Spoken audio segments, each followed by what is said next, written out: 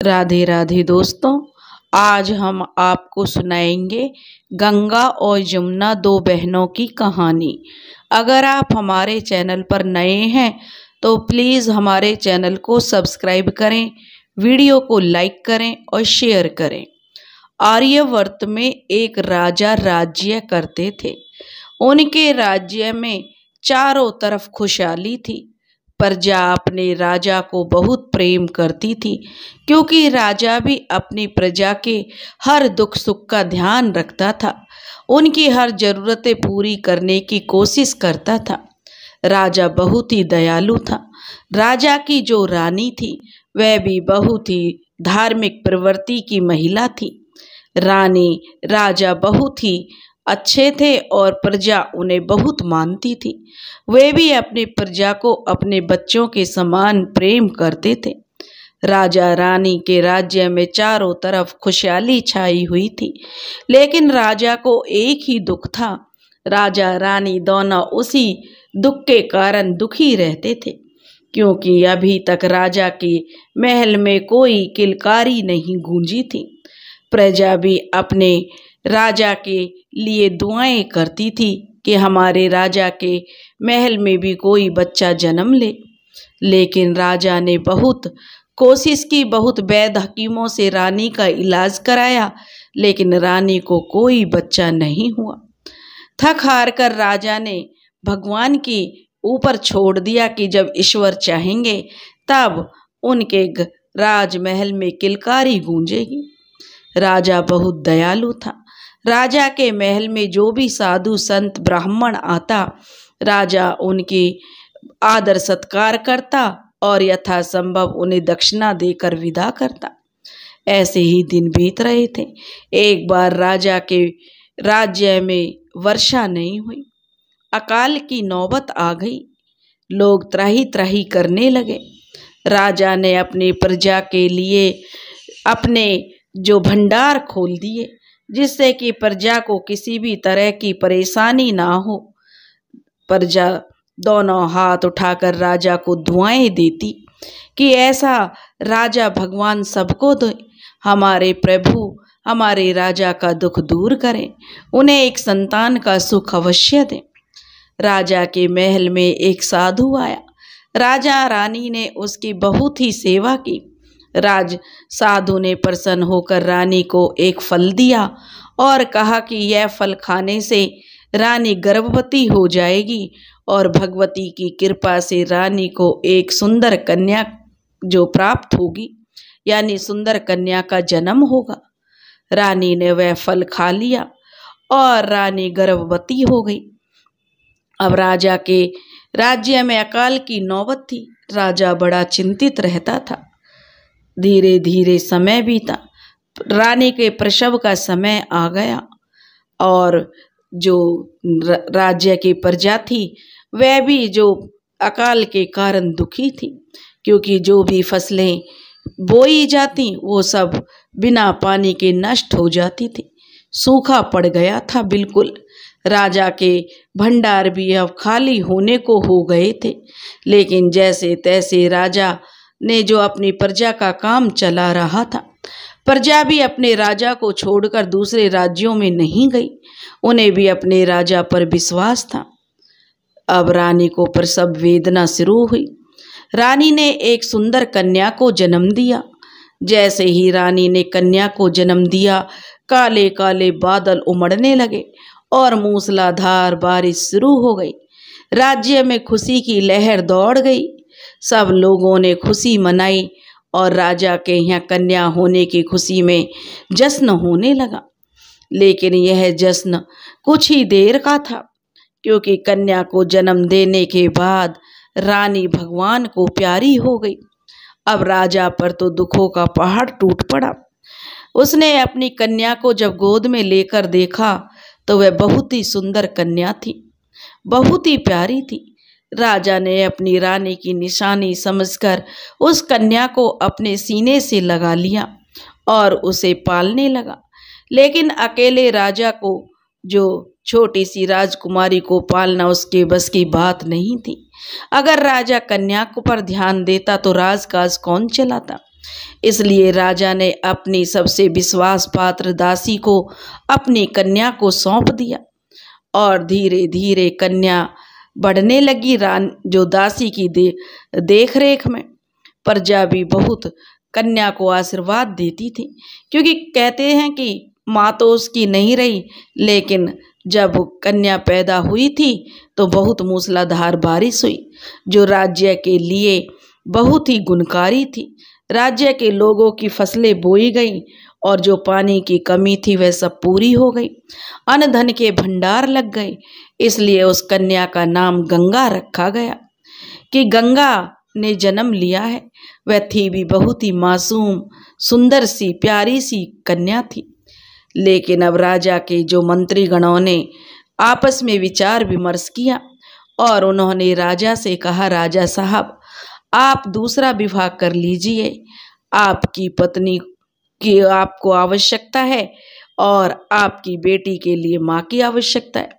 राजा ने मना कर दिया, कह दिया वह अपनी बेटी के लिए कुमाता नहीं लाना चाहता, क्योंकि वह अपनी बेटी की देखभाल खुद कर लेगा।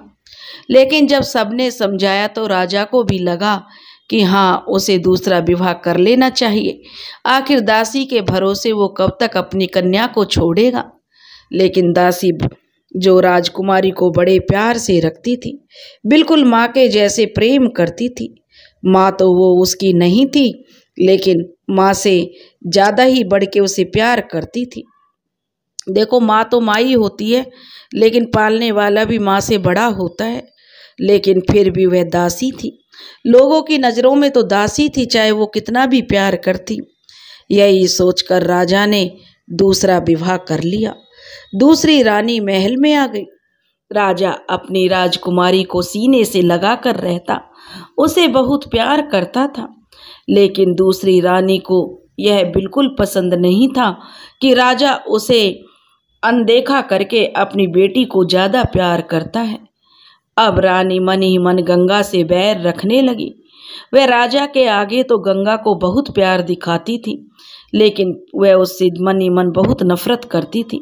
लेकिन दासी की देख रेख में जो गंगा पल रही थी, गंगा को जो दासी में ही माँ नजर आती थी, अब धीरे धीरे गंगा बड़ी होने लगी। माँ का मतलब वो समझने लगी। लेकिन रानी में तो उसे माँ कहीं नजर नहीं आती थी। रानी तो बस उसे डांट फटकार दिया करती थी, लेकिन दासी उसे बहुत प्रेम से रखती थी। इधर रानी भी गर्भवती हो गई और उसने भी एक कन्या को जन्म दिया। उसका नाम जमुना रखा गया।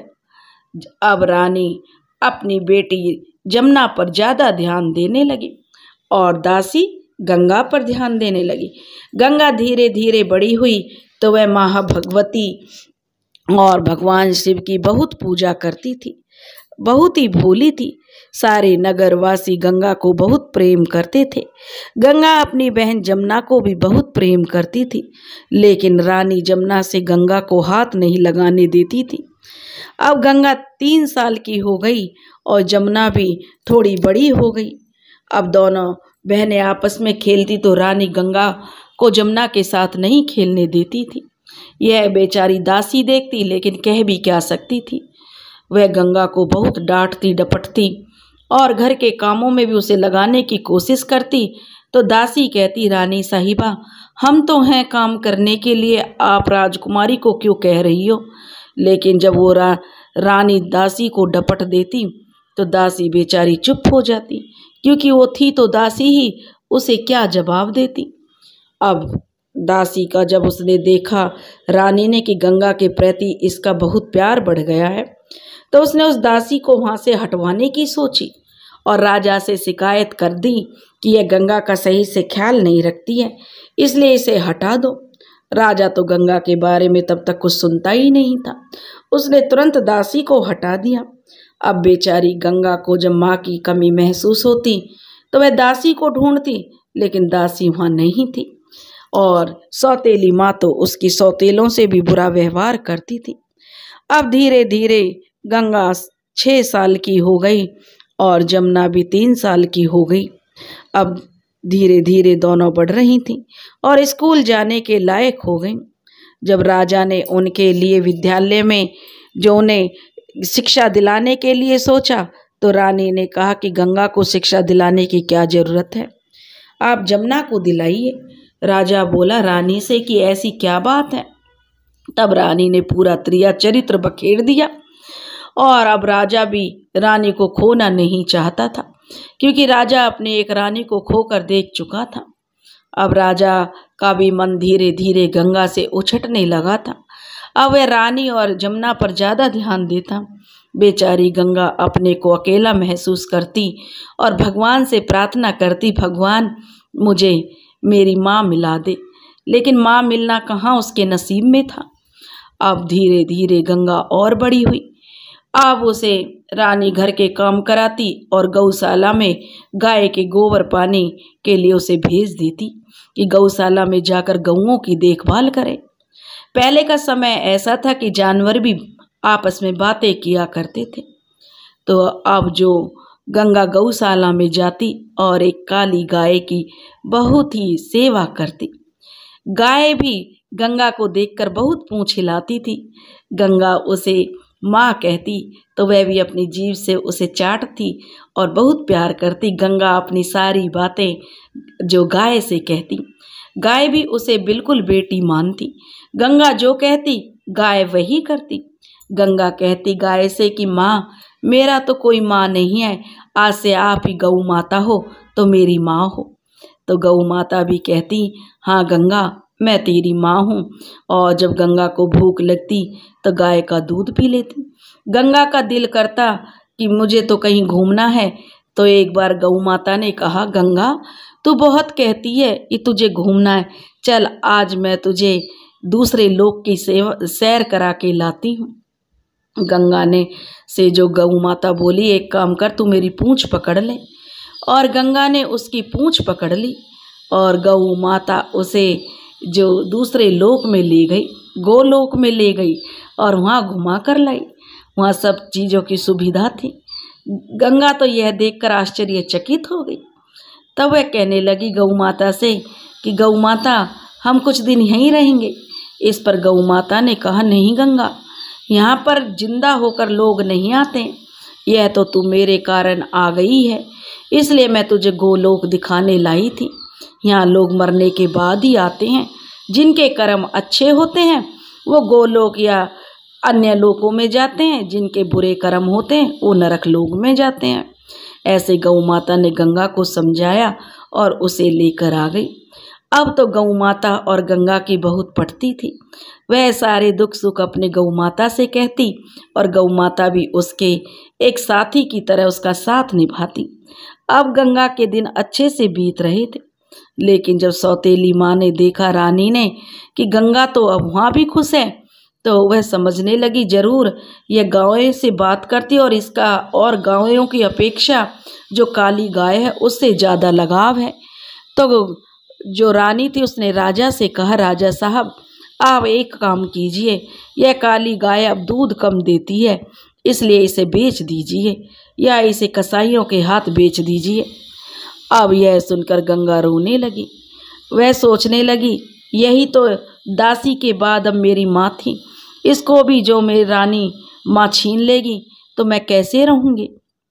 अब गंगा बेचारी बड़ी दुखी थी। लेकिन वो गाय माता भी जो कहते हैं ना सत था पहले। तो गौ माता ने कहा रो मत गंगा, बिल्कुल रोने की ज़रूरत नहीं है। तूने मुझे माँ माना है और मैंने तुझे बेटी माना है। देख कसाईयों के यहाँ तो मैं जाने से रही, कसाई तो न जाने मेरे साथ क्या करेगा, मेरी चमड़ी उतार लेगा, तो मैं ऐसा दुख तो नहीं भोगूंगी। लेकिन अगर रानी ने ठान लिया है तो वह यह काम करके जरूर रहेगी। इसलिए गौ माता ने गाय जो गंगा थी उसको गले से लगाया और दोनों ने खूब अपना आखिरी मिलन किया। और गौ माता ने गंगा के गोद में सिर रखकर अपने प्राण त्याग दिए। गंगा बहुत रोई। जैसे तैसे करके राजा उसे ले आया। अब गंगा बहुत उदास रहती थी, ना किसी से ज़्यादा हंसती ना बोलती, बस अपने भगवान की पूजा करती, जो काम करने होते उन्हें करती। गंगा अपनी बहन जमुना से भी बहुत प्यार करती थी। जमुना भी अपनी बहन गंगा को बहुत पसंद करती थी, लेकिन माँ के डर के मारे जमुना कुछ बोलती नहीं थी। अब दोनों बहनें शादी योग्य हो गईं। तो रानी ने कहा कि इसके लिए कोई जो काना लंगड़ा लूला जो भी मिले उसके लिए वह ढूंढो। राजा ने कहा देखो रानी, यह भी मेरी बेटी है, इसके लिए भला मैं ऐसा कैसे वह ढूंढ सकता हूँ? सारा समाज क्या कहेगा, प्रजा क्या कहेगी? लेकिन रानी नहीं मानी और बोली मेरी जमुना के लिए अच्छे से खानदान में बड़े चक्रवर्ती सम्राट के यहाँ मेरी जमुना का विवाह करो। राजा बोला ठीक है। अब राजा ने नाई और ब्राह्मण को बुलवाया और कहा कि जैसा मैंने बताया है ऐसा वर ढूंढ के आओ। अब नाई और ब्राह्मण जो वर ढूंढने के लिए चल दिए गंगा के। गंगा तो अपनी आत्मा की बड़ी पवित्र थी, भगवती माता भगवान शिव की बड़ी उपासक थी, वह उनको ही पूजती थी। उधर जब पार्वती माता भगवान शंकर से बोली कि हे शंभुनाथ, देखिए यह हमारी कितनी पूजा करती है, फिर भी इसके लिए आपने इसका कैसा भाग्य लिखा है? तो भगवान से बोले देखो पार्वती, सबका अपना अपना नसीब है, अपने अपने कर्मों के अनुसार सबको यह जीवन जीना होता है। लेकिन पार्वती जी बोली हे भोलेनाथ, अगर हम किसी की जो सहायता नहीं करेंगे, किसी की इच्छा पूरी नहीं करेंगे तो हमें संसार में कौन मानेगा? तब शंकर भगवान बोले पार्वती तुम चिंता मत करो। उधर भगवान शंकर की कृपा से एक राजकुमार अंधा लंगड़ा लूला बनकर एक पेड़ के नीचे बैठा था। वह तो अपने राज्य का गुप्तचर बन के दूसरे राज्य के शत्रुओं का पता लगाने के लिए बैठा था ताकि कोई उसे पहचान न ले। तभी नाई और ब्राह्मण उसके पास पहुँचे और बोले क्या तुम हमारे राजा की लड़की के साथ शादी करोगे? वह बोला राजकुमार की देखो मैं तो लंगड़ा लूला हूँ, आँखों से भी मुझे बहुत कम दिखाई देता है, मुझसे भला कौन विवाह करेगा? तब वह कहने लगे नहीं, हमारे राजा की लड़की है, बहुत ही खूबसूरत है, अगर आप चाहो तो उन्हें ऐसे ही वर की तलाश है। उस राजकुमार ने कह दिया कि भला मुझे क्या ऐतराज है, लेकिन उसने अपना सही परिचय नहीं दिया। वह एक गरीब और भिखमंगा बनकर ही उनसे मिला। और उधर जमुना के लिए एक चक्रवर्ती सम्राट के राजकुमार का जो रिश्ता किया गया। तो रानी बोली अब रिश्ता तो हो गया है, लेकिन दोनों की बारात भी समय पर आनी चाहिए। गंगा की बारात में सिर्फ 5 लोग आएंगे और मेरी जमुना की बारात में तो जो ऐसी आए कि जो आसपास के राज्यों में भी पता चल जाए कि देखो बारात क्या होती है। राजा बोला ठीक है, क्योंकि देखो ये तो कहानियाँ हैं।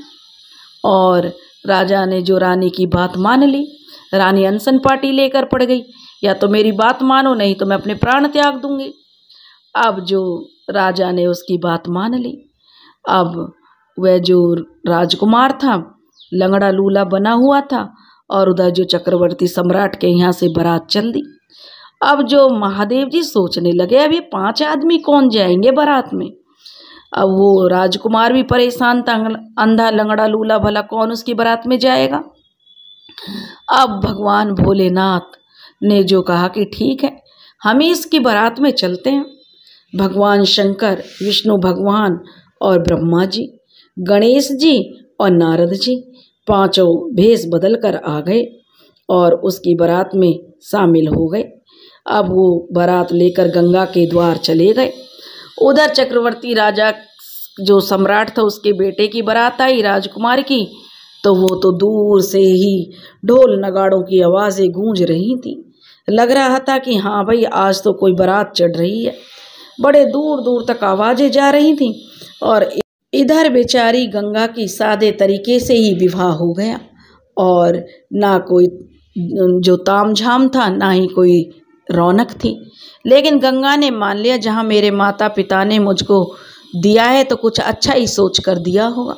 वह खुशी खुशी विवाह के लिए राजी हो गई और उस कौड़ी लंगड़े लूले से उसने विवाह कर लिया। और इधर जमुना भी विवाह होकर विदा हो गई। दोनों बहन गले मिलकर रोईं कि दोनों बहनों में बहुत प्यार था, लेकिन जमुना भी कर क्या सकती थी। और गंगा भी अपने पति के साथ विदा हो गई। चलते चलते जो ये जहाँ राजकुमार कौड़ी बनकर बैठा हुआ था लंगड़ा लूला, उसी पेड़ के नीचे पहुँच गए। गंगा बोली राजकुमार से कि हे नाथ, आपका तो कोई घर परिवार भी नहीं है, आपका तो कोई घर भी नहीं है, मैं कहाँ रहूँगी। राजकुमार जो कौड़ी लंगड़ा लूला बना हुआ था कहने लगा कि हे गंगा, तुम मेरी पत्नी बन के आई हो तो मेरा बसेरा तो इस पेड़ के नीचे ही है, इसलिए तुम्हें भी इस पेड़ के नीचे रहना पड़ेगा। गंगा बेचारी बड़ी पतिव्रता थी, कहने लगी नाथ, जहाँ आप रहोगे वहाँ मैं रहूँगी, पति के चरणों में ही पत्नी का जो जीवन है। और इस तरीके की बातें करते हुए वो वहीं बैठ गई। अब भगवान शंकर बोले, यह तो मेरी अन्यन भक्त है, भला यह राजकुमार के साथ ऐसे कैसे रहेगी इस पेड़ के नीचे।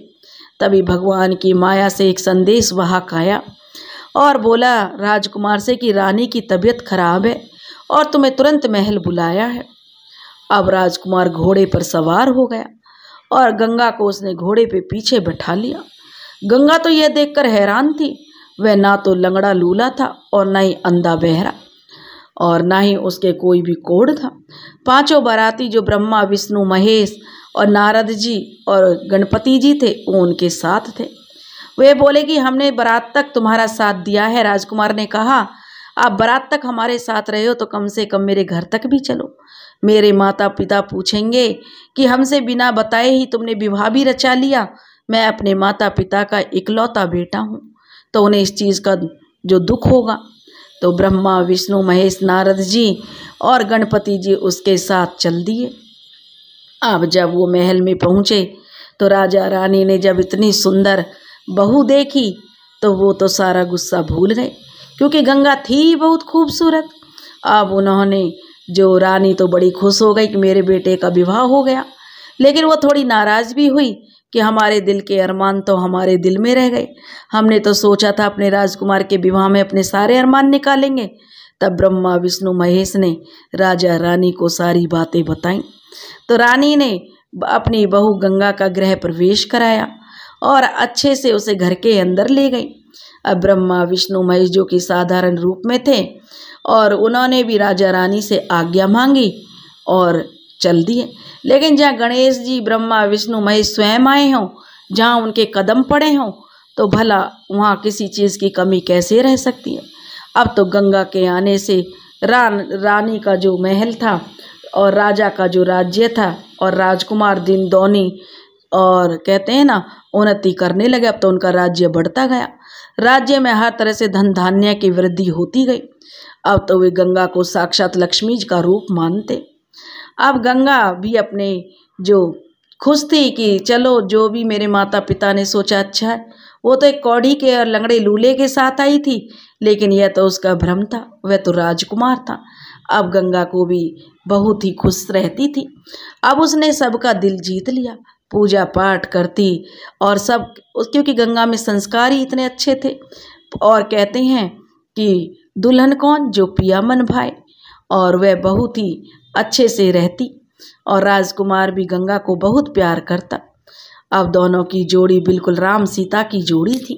अब राजा और रानी भी अपने बेटे राजकुमार और बहू को देखकर बहुत खुश थे। अब उनकी भी सारी चिंता समाप्त हो गई थी। अब वे राजा को ने जो अपने राजकुमार को राजगद्दी सौंप दी और कहने लगे, बेटा अब तुम राज्य का कार्य संभालो, अब हमसे इतना काम नहीं होता है। अब राजकुमार राजा बन गया। इधर धीरे धीरे जो पहला सावन आया, सावन का महीना आया तो तीज का त्योहार आया। सब लड़कियां तीज के त्योहार पे अपने मायके आईं। तो राजा ने कहा कि क्यों ना मैं भी अपनी दोनों बेटियों को ले आऊं। तो रानी कहने लगी, दोनों बेटियां जाओ और जमुना को ले आओ, गंगा का तो कोई अता पता है नहीं। तो राजा बोला, नहीं, मैं तो जो उसी पेड़ के पास जाऊंगा जहाँ से हमने उसको ब्याहया था, जो भी है मुझे उसे भी लाना चाहिए, आखिर उसका भी त्योहार है। अब राजा अपनी बेटी को लेने के लिए चल दिया। पहले वो जमुना को लेने गया। जमुना तो राजकुमार के साथ थी तो बड़ा खुश हुआ कि मेरी बेटी बड़ी खुश है, लेकिन जमुना के चेहरे पर एक अजीब सी उदासी थी। राजा ने उसे एक चक्रवर्ती सम्राट के घर में ब्याहया था, फिर भी जो जमुना वो खुश नज़र नहीं आ रही थी। जमुना ने वहाँ कुछ नहीं बोला और चुपचाप अपने पिता के साथ आ गई। अब राजा गंगा को लेने गया। अब गंगा को लेने जब वह उसी पेड़ के पास गया तो देखा वहाँ पर तो कुछ नहीं है। वहाँ किसी से पूछा कि यहाँ पे जो एक लंगड़ा लूला रहता था वो कहाँ है। तब किसी ने बताया कि वह लंगड़ा लूला नहीं था, वह तो उस राज्य का राजकुमार था और यहाँ पे अपने जो दुश्मनों के लिए जो गुप्तचर बन के बैठता था। अब तो राजा को यह सुनकर बड़ा धक्का लगा, लेकिन मन ही मन राजा बहुत खुश भी हुआ कि चलो उसकी बेटी जो भी है अच्छे खानदान में गई है और राजकुमारी थी तो राजकुमार की पत्नी बनकर गई है। अब राजा के दिल से बोझ हट गया, क्योंकि वह गंगा को तो बचपन से बहुत प्यार करता था, लेकिन रानी के सिकाए में आकर उसकी ममता न जाने कहाँ खो गई थी। अब उसका बेटी प्रेम जागने लगा। राजा जल्दी से जल्दी गंगा के पास पहुंच जाना चाहता था। गंगा के वहाँ जब गया राजा तो गंगा को पता भेजा गया कि तुम्हारे पिताजी आए हैं। गंगा दौड़कर आई और अपने पिता के गले लग गई और देखा तो गंगा बहुत ही खूबसूरत लग रही थी। गंगा के चेहरे की रौनक बता रही थी कि गंगा बड़ी खुश है। राजा उसे देखकर बड़ा खुश हुआ कि चलो मेरी बेटी ने अपने मायके में तो दुखी दुख देखा, लेकिन चलो ससुराल उसे बहुत अच्छी मिली। राजा रानी और राजकुमार से जो राजा ने कहा कि पहला त्योहार है तो इसे विदा कर दो, मायके जाना है। तो उन्होंने गंगा को जो खूब अच्छे से विदा किया। गंगा अपने मायके आ गई। जब रानी ने देखा कि गंगा तो बिल्कुल ही चहक रही है और उसकी तो देखने से उसकी तो रौनक ही अलग है, तो रानी तो जल भुन गई। ऊपर से जब राजा ने बताया कि हमने तो जो गंगा को एक कौड़ी के साथ ब्याह दिया था, लेकिन वह कौड़ी नहीं था, वह तो एक बहुत बड़ा राजा है और उसका बेटा था राजकुमार जो कि अब राजा बन गया है, और हमारी गंगा एक बहुत बड़े चक्रवर्ती सम्राट के घर में गई है जिसके आसपास के एरियाओं में उस राजा का बड़ा दबदबा है। यह सुनकर तो रानी और जल भुन गई कि इसके लिए तो खड्डा खोदा था, लेकिन ये कैसे बच गई। लेकिन कोई नहीं, अब रानी और राजा जो दोनों बेटियां रहने लगी, लेकिन जमुना थोड़ी उदास रहती थी। एक दिन गंगा ने पूछा, जमुना बहन तुम क्यों इतनी उदास रहती हो? तुम तो देखो अच्छे घर में गई हो, राजा है फिर भी कोई कमी नहीं है। तब वह कहने लगी कि गंगा बहन, और गले लगकर रोने लगी। वह कहने लगी कि मुझे बता क्या बात है गंगा। कहने लगी बता जमुना बहन, तू मेरी छोटी बहन है, क्यों इतनी उदास रहती है? तब जमुना ने बताया, बहन मेरी माँ ने जो कर्म किए उनकी सजा मुझे मिल रही है। मेरी माँ ने मुझे वैसे तो चक्रवर्ती सम्राट के घर में ब्याह दिया, लेकिन जो मेरा पति है वह एक नंबर का अय्यास और नशेबाज है। वो मेरी कोई कदर नहीं करता और मेरे सास ससुर का व्यवहार भी मेरी तरफ अच्छा नहीं है। वो लोग बात बात पर मुझे ताना मारते हैं और मुझे तो घर के कोई काम करने भी नहीं आते, और मैं काम नहीं कर पाती हूँ तो मुझे वो मारते पीटते हैं, लेकिन मैं अपने पिता से कैसे कहूँ? गंगा बोली, कोई नहीं बहन, तू चिंता क्यों करती है? अब मैं आ गई हूँ, तू मेरे साथ बैठ और मैं तुझे सारे काम करने सिखाती हूँ और तू काम करके उनका दिल जीत लेना और फिर वो तेरी समस्या खत्म हो जाएगी। अब रानी तो बहुत जलती थी कि जमुना उसके साथ ना रहे, क्योंकि वह तो गंगा को बिल्कुल पसंद नहीं करती थी। लेकिन अब जमुना अपनी माँ से डरती नहीं थी। वो कह देती थी, क्या है माँ, मैं गंगा दीदी के साथ रहूँगी। क्या कमी है गंगा दीदी में जो आज तक आपको अच्छी ही नहीं लगी? इस पर रानी चुप हो जाती। अब गंगा ने उसे घर के सारे काम धीरे धीरे करके सिखा दिए। जमुना को अच्छे से खाना बनाना आ गया, कैसे किसका दिल जीतना है वो सब आ गया, क्योंकि गंगा जो जमुना थी उसमें थोड़ा अहंकार तो था कि माँ ने कभी डांटा नहीं, प्यार प्यार में रहा और काम कभी उससे करवाया नहीं। गंगा बेचारी वक्त की मारी थी, सारे काम सीख गई और उसका व्यवहार भी अच्छा था तो सबका दिल जीत लेती थी। राज्य में भी सब गंगा को बहुत प्यार करते थे। जमुना को लोग उसकी माँ की वजह से कम पसंद करते थे। इसका भी असर जो जमुना पर पड़ा था। जिससे वह थोड़ी सी घमंडी हो गई थी, लेकिन गंगा के साथ उसका व्यवहार हमेशा अच्छा रहा। गंगा से वह सारे काम सीखकर और तीज का त्योहार जब बीत गया तो दोनों बहनें अपनी अपनी ससुराल चली गईं। अब जब ससुराल गए तो गंगा के तो जो सास ससुर बहुत अच्छे थे, उसको तो पलकों पर बिठा कर रखते थे। गंगा सबकी इच्छाओं का ध्यान रखती थी।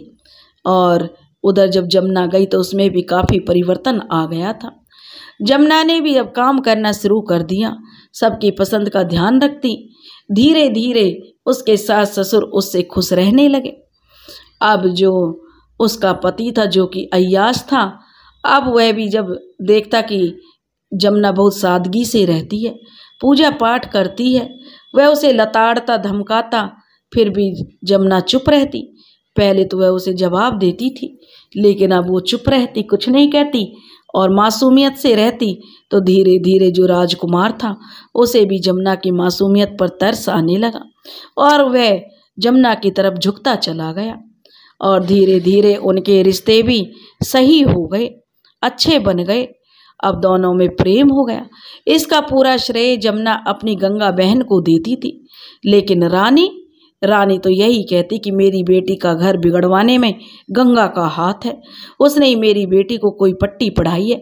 मेरी बेटी तो नाजों से पली राजकुमारी थी और आज देखो कितने काम करती है। वह जमुना से बहुत नफरत करती थी, लेकिन गंगा, उसे तो बेचारी को अपनी माँ ही उसे माना था, लेकिन वह तो फूटी आँख गंगा को देखकर खुशी नहीं रहती थी।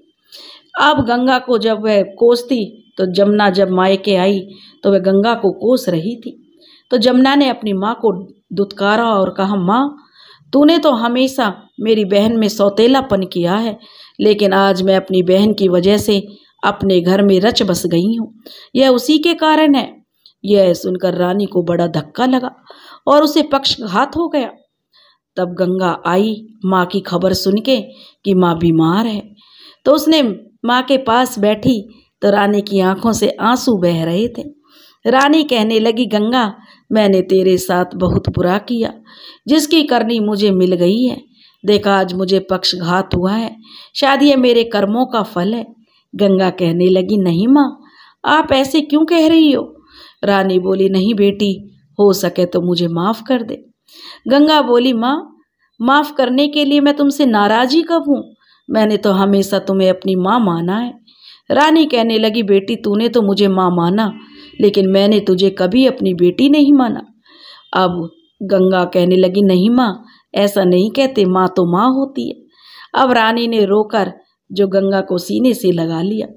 अब रानी दोनों बेटियों को प्यार करने लगी, दोनों का मायके आना जाना हो गया। गंगा ने अपनी मासूमियत से अपनी ससुराल और मायके में अपनी इज्जत बना ली थी। राजा भी बहुत खुश था कि उसकी दोनों बेटियों को बराबर का समान हक मिल गया। दोस्तों, अगर आपको हमारी कहानी पसंद आई हो तो प्लीज़ हमारे चैनल को लाइक करें, सब्सक्राइब करें और शेयर करें। राधे राधे।